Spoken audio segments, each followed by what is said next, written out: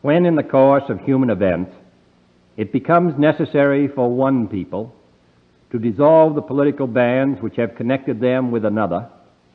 and to assume among the powers of the earth the separate and equal station to which the laws of nature and of nature's God entitle them, a decent respect to the opinions of mankind requires that they should declare the causes which impel them to the separation. We hold these truths to be self-evident, that all men are created equal, that they are endowed by their Creator with certain unalienable rights,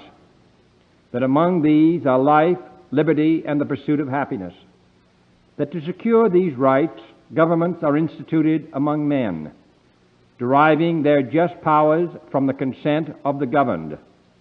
that whenever any form of government becomes destructive of these ends, it is the right of the people to alter or to abolish it, and to institute new government, laying its foundation on such principles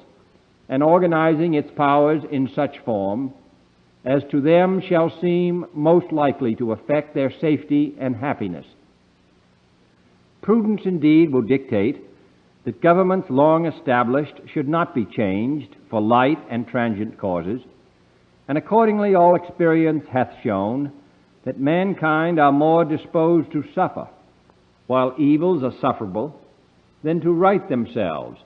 by abolishing the forms to which they are accustomed.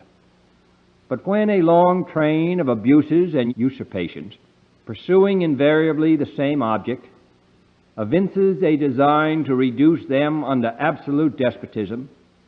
it is their right, it is their duty, to throw off such government and to provide new gods for their future security.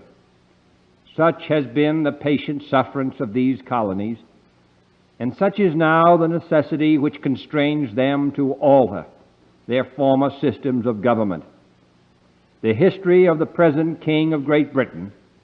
is a history of repeated injuries and usurpations, all having in direct object the establishment of an absolute tyranny over these states.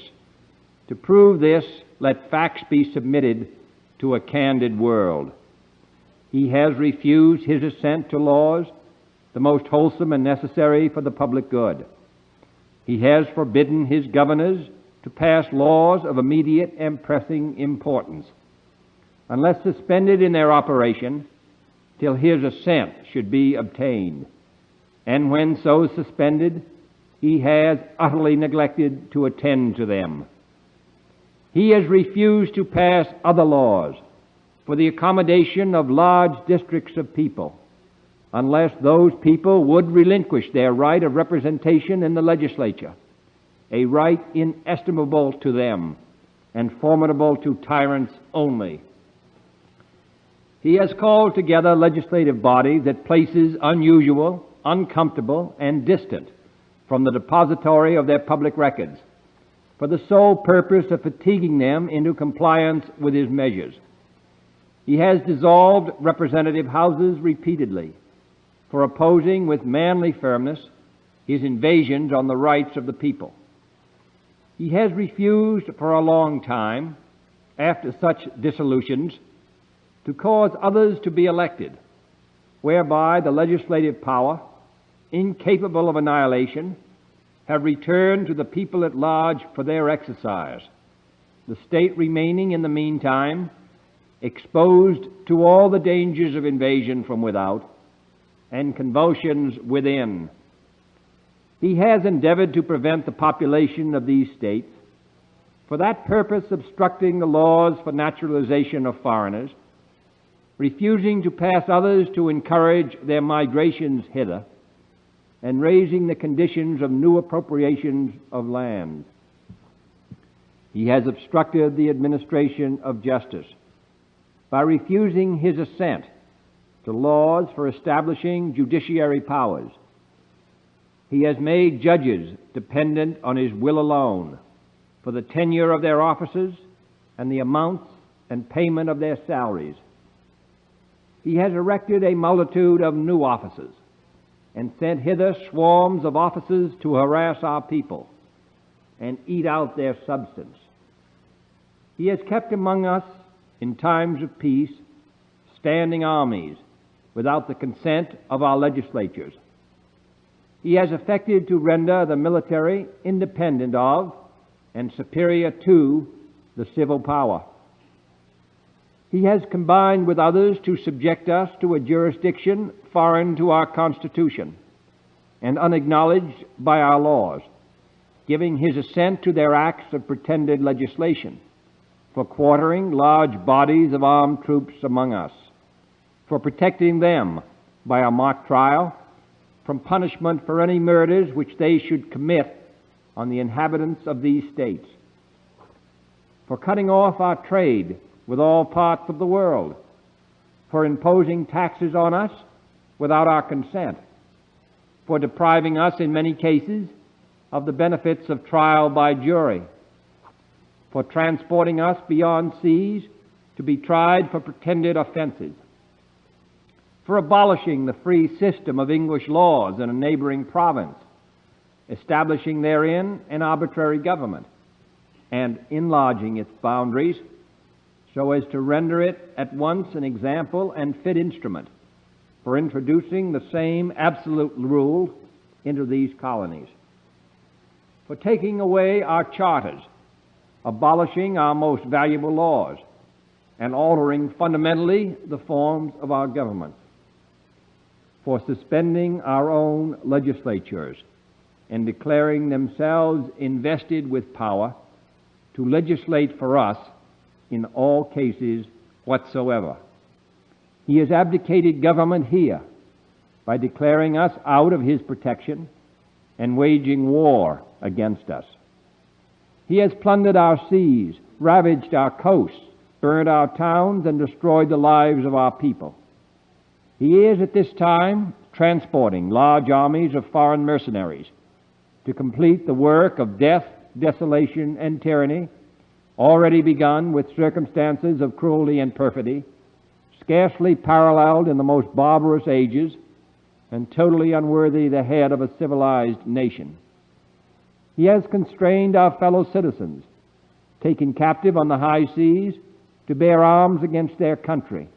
to become the executioners of their friends and brethren, or to fall themselves by their hands. He has excited domestic insurrections among us, and has endeavored to bring on the inhabitants of our frontiers the merciless Indian savages, whose known rule of warfare is an indistinguished destruction of all ages, sexes, and conditions. In every stage of these oppressions, we have petitioned for redress in the most humble terms. Our repeated petitions have been answered only by repeated injury. A prince whose character is thus marked by every act which may define a tyrant is unfit to be the ruler of a free people. Nor have we been wanting in attentions to our British brethren. We have warned them from time to time of attempts by their legislature to extend an unwarrantable jurisdiction over us. We have reminded them of the circumstances of our immigration and settlement here. We have appealed to their native justice and magnanimity, and we have conjured them by the ties of our common kindred to disavow these usurpations, which would inevitably interrupt our connections and correspondence. They too have been deaf to the voice of justice and of consanguinity. We must therefore acquiesce in the necessity which denounces our separation, and hold them as we hold the rest of mankind, enemies in war, in peace friends.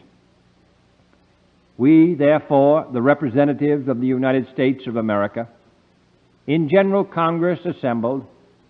appealing to the Supreme Judge of the world for the rectitude of our intentions, do in the name and by authority of the good people of these colonies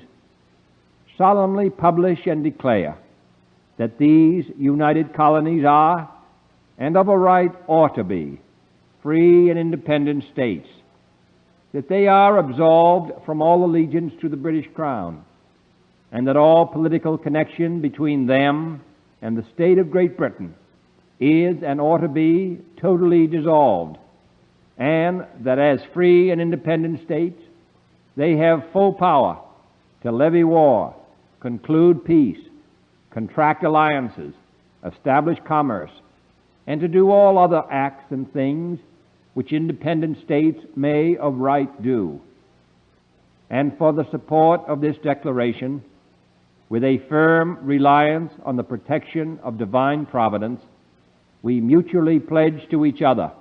our lives, our fortunes, and our sacred honor.